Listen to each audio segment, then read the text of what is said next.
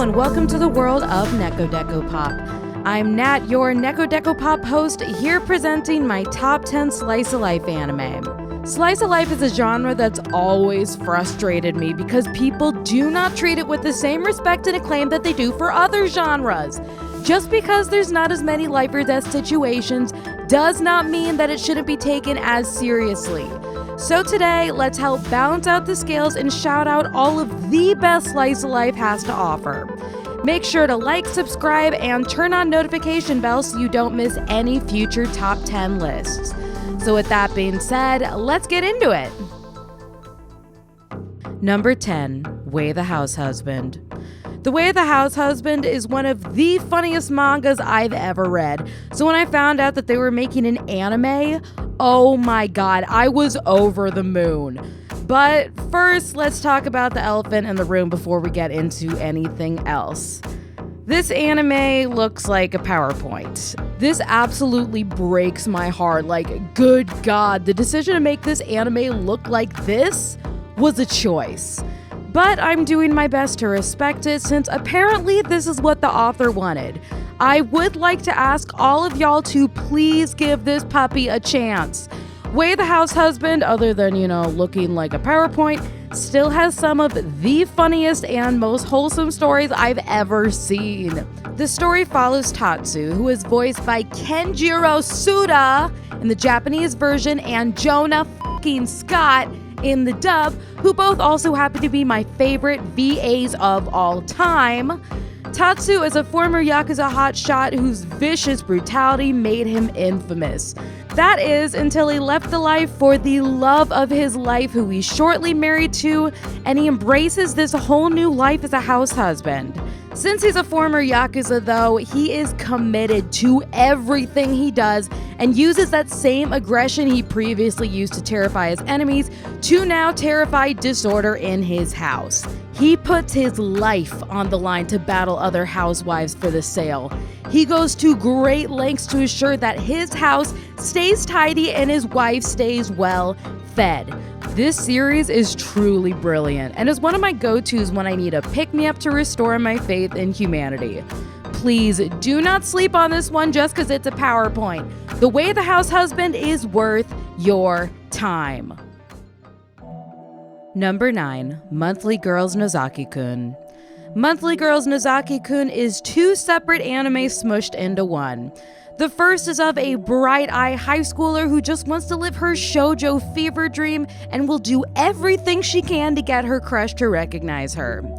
And the other is of a high school boy who's actually one of the most prolific shoujo mangakas who has to balance his school life and professional responsibilities. When these two anime collide, we get a story of a girl fully living in her Delulu fantasies who befriends her crush and joins his manga team. Also that she can help him meet his deadlines and hope that he'll one day see her in a romantic light. The best part about this show is watching these two stories crash into each other, but in a way that honestly subverts all of your expectations. One of my favorite aspects is all of the LGBT representation.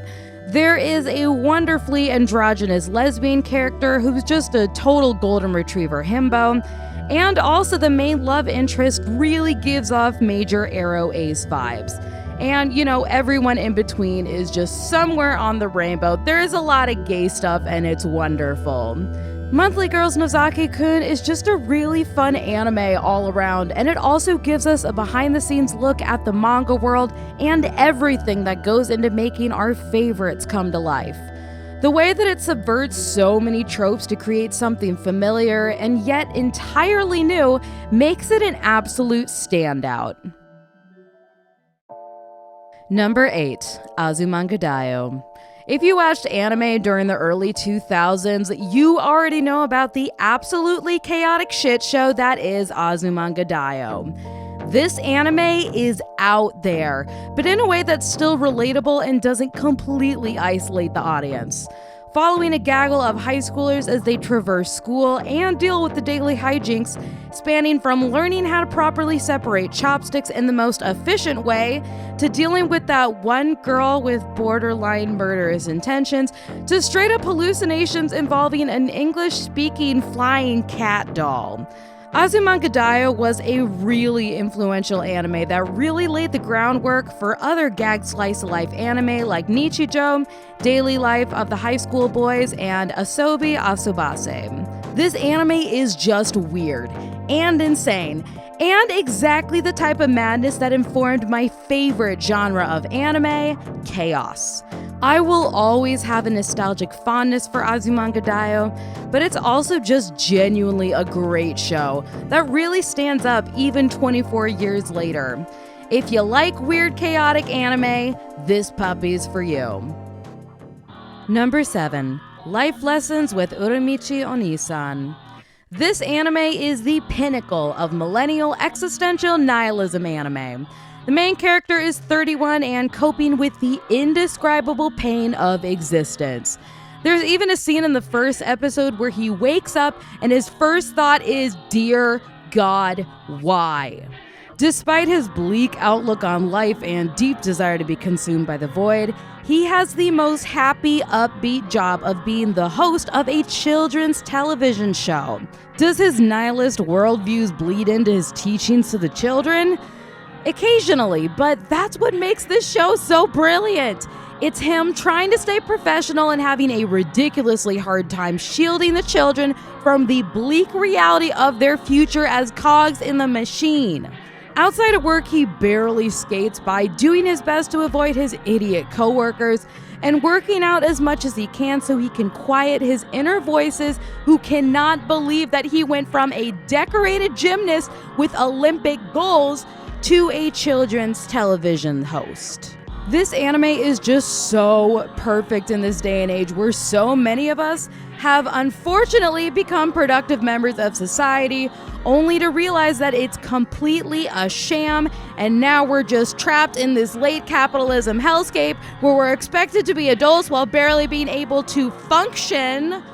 Life Lessons with Uramichi Oniisan is one of my favorite anime to come out in the last couple years because of this.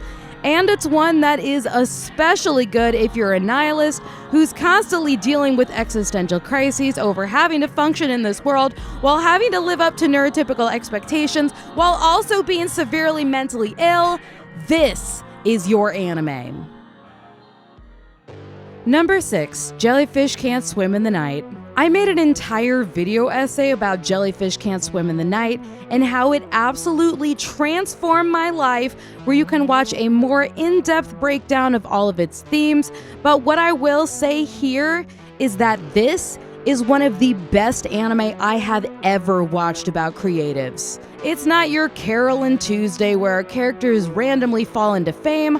Our characters have to work their asses off before they start seeing any kind of progress. And it's not an overnight success. This anime spans their entire first year as a group.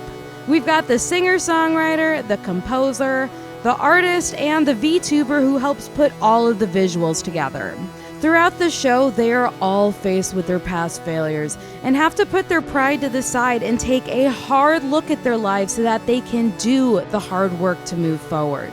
If you're any type of creative, especially the types mentioned here, this is a truly wonderful anime to watch to help inspire you and validate your experiences. Plus, it is absolutely gorgeous with some truly spectacular visuals and imagery. Jellyfish Can't Swim in the Night made me cry a multitude of times. It broke me down and made me question my own journey. But because of that, I have finally been able to work through the roadblocks and can now move forward in my own creative career. Number 5. Skip and Loafer. If you've had a bad day and need a serotonin pick-me-up, Skip and Loafer is 100% for you. There are very few anime that have made me feel as good as Skip and Loafer did. This anime is kind of magic, and its progression and character development was not only surprising but absolutely rewarding. We follow Mitsumi, who is a Leslie Knope type who has left her small town, family, and friends behind so that she can attend a prestigious school in Tokyo and start down the meticulously planned life path. And it all starts with her going to school on her first day, giving an impeccable speech at the opening ceremony, and setting the standard for academic excellence. And then, just like in the real world, everything goes wrong. She gets lost, she can't find her way to school, she has a full-blown meltdown until she's rescued and finds her way to the school, but then she's so worn out by all of her running that she throws up on a teacher after her speech and gets the worst type of reputation. But Shima, the student who helps her get to school, recognizes her driving spirit and goes out of his way to befriend her, leading to the rest of her class welcoming her with open arms. Skip and Loafer is a wonderful slice of life that also features a very prominent trans character, who I talk about in length in this video. It's also a very, very slow burn romance that even calling it a romance is a bit of a stretch at this point. And usually with these types of tropes, I cannot stand slow burn. But this anime is so perfectly crafted that even I am a fan of how they handled everything. And when stuff does eventually come together in future seasons, it is going to be so satisfying. Skip and Loafer is just one of those perfect feel-good anime that I put on after a hard day. She always picks me up, and I am fully confident that she will also bring you joy. Number 4, Komi Can't Communicate. Speaking of anime that brings me joy, we have Komi Can't Communicate, which is one of my favorite comfort anime, and I make all of my friends watch it. It's a story about Komi who, if you can believe it, can't communicate. No, really, homegirl's got such severe social anxiety that she will have a legitimate panic attack if you make her verbalize her feelings. Ironically, because of this, the rest of the school worships her like an idol, almost to an unhealthy obsession, and for one of the characters, definitely an unhealthy obsession. The school really sees her silence as more of a cool, bad bitch attitude, and it's only Tadano who actually recognizes what's going on. He's able to reach her on a level that no one has at school, and over time really helps her start to come out of her shell. The absolute strength and power that Komi is able to summon over the course of the series is not only heartwarming and validating, but motivates all of us who live with anxiety. It moved me so much that I even made a whole video about her and other characters who overcome their anxiety in almost a superhuman way, which you can watch up here or in the description. Komi Can't Communicate has been one of my favorite series since I first watched it, and it's become a staple of my comfort anime that will always help lift me up and remind me that there might still be hope for humanity yet. Number 3, Whisper of the Heart. So this list is pretty much all series, but I had to include this film.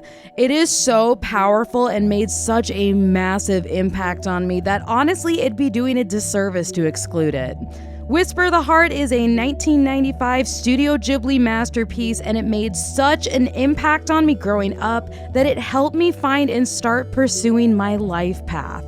We follow 14-year-old Shizuku, who's currently facing the largest existential crisis of her life as she tries to figure out what she actually wants to do with it. Will she go down the same road as all of her peers, or will she branch out to live her best life as a writer? Standing out and going against the herd has been ingrained as a bad thing in Japanese culture since way back. It originally was adopted as a preservation tool for surviving in a country that has the most natural disasters than anywhere in the world. This video linked up here does an absolutely amazing job at breaking down all of that from a Japanese perspective. That's one of the reasons why anime features so many characters who live larger than life, and why so many characters have wild, colored hair. It's all a form of self-expression. So Shizuku deciding whether to live a life that is frowned on is a really big deal, and honestly probably the hardest decision she has and maybe ever will make. Whisper of the Heart does an absolutely amazing job at documenting her journey and showcasing the mental mind blocks that she has to work through to pursue her dream. This movie is absolutely spectacular and one of the best things that Studio Ghibli has ever done. If you haven't watched this yet, you absolutely need to change that now. Number 2, Bocchi the Rock. Returning back to our socially anxious heroes, we have Bocchi from Bocchi the Rock, whose social anxiety made her an outcast in junior high, but now that she's in high school, she's determined to change that, damn it. And how is she gonna do that? By spending years learning guitar and then bringing her guitar to school every day until someone takes an interest in starting a band with her, of course. Does this plan work? No, she literally immediately fails and falls into a pit of despair, but then one day while she's wallowing in self-pity, she is discovered by 2 girls who just so happen to need a guitarist ASAP so that they can play a show. And wouldn't you know, these extroverts adopt her and thus she is thrust into the world she's always wanted to be in? But there's still the kicker. She is a massive introvert with severe social anxiety, and now you want her to communicate effectively with her bandmates and then perform on stage in front of people? When I say that this anime resonated with me, I don't think y'all get it. I am also a musician with social anxiety who has to constantly overcome all of it to perform, network, and just do my job in general. And unlike other music industry anime, this one doesn't pull any punches and shows you the brutal reality of what being in a band and trying to get people to just show up at your gigs is actually like. Bocchi the Rock was one of my favorite anime of 2022, if not my favorite, and still remains as one of my all-time favorite anime. Even if you're not a creative type or don't have anxiety, which congrats, I wonder what that's like, must be nice, y'all are still gonna love this anime. Honorable mentions. Mr. Villain's Day Off. Think Way the House Husband, except our main character is a super villain and it's his day off. Like Nanami, he is not available for calls or being on duty. It is his day off, damn it. When an enemy appears and wants to start a fight, absolutely not. Do you not understand? This is his day off. So what does a villain even do during his day off? Well, he goes to the zoo and revels in the majesty of pandas, of course. Mr. Villain's Day Off is a very cozy and funny anime and definitely one of my favorite slice-of-life anime to come out this year. Tanaka-kun is always listless. What happens when your main character has main character responsibilities, but also is always exhausted? Well, you get Tanaka-kun is always listless. Instead of having massive plot points and hurdles that our characters have to overcome, the only thing, and I mean the only thing that Tanaka is trying to overcome is getting through his class so that he can take a nap. That's literally it, like there's nothing else. This is just an anime about a high school boy trying to get to his next nap, and it's fantastic. Kakushigoto. Now, this anime has a very intense concept which really pulls on your heartstrings. We follow a high school girl as she reflects on her childhood relationship with her mangaka father, who was always scrambling to shield her from the obscene manga he was writing. Something happened in their relationship, and for some reason, he's not in her present. This anime carefully unveils the mystery, and both storylines come together in the end, and it is so goddamn satisfying. I don't normally binge anime, but I watched this puppy in one sitting. Don't be like Tanaka and sleep on Kakushigoto. And at number 1, we have Keep Your Hands Off Eizouken. There are very few anime that I've ever given a 10 out of 10. Keep Your Hands Off Eizouken is one of them. I love this anime so much that I have already featured it in my top 10 underrated anime video, as well as my Masaaki Yuasa love letter video. I will forever and always recommend this anime to everyone I meet because it's just so damn perfect. We get to follow a gaggle of neurodivergent art nerds who not only find their people, but find their creative soulmates who speak their same language. They're able to connect in ways that they have never been able to connect with others over. And they not only get to create together, but they get to make anime together. And we, as the audience, we get to watch the process from that first day when they're putting their art over each other in overlays to fully releasing their first anime. There's even an episode where they go on a field trip to collect field recordings to make their own original sound design. And as a producer who also took a sound design class, this episode made me absolutely giddy. And yeah, I 100% cried after the last episode because this anime moved me. There's just certain anime that come into your life exactly when you need them. And this one found me during one of the darkest periods of my life where things got dark, like wellness check dark. Keep Your Hands Off Eizouken is just such a wonderful and motivational anime, especially if you're a creative type. I have and will continue to recommend this anime at every single chance that I get because it is that perfect. If there is only one anime that you're going to watch out of this list, I beg you, please watch Keep Your Hands Off Eizouken. In this day and age of chaos and hopelessness, slice-of-life anime can serve as the best kind of escapism. How wonderful is it that we get to transport ourselves to worlds that aren't dealing with the hell that our world has become? Now, I know it, you know it, but this is a very traumatic time to be alive in this time in history. And as such, we have to be vigilant about our self-care. And for me, slice-of-life anime has been one of those things that has been self-care. This and the complete opposite of total and consuming chaos anime to help me recognize that maybe my problems aren't as extreme as those in Devilman Crybaby. If you're also into slice-of-life anime, what type of impact has it made in your life? Let me know in the comments below. I always love hearing your guys' takes on everything. And if I missed any big slice-of-lifers in this list, please let me know.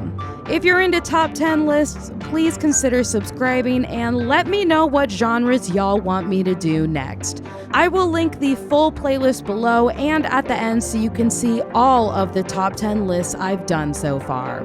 Please take care of yourselves, drink some water, re-examine your self-care list, and keep adding things that bring you joy. Thank y'all so much for sticking around, and I'll see all of y'all on the next one.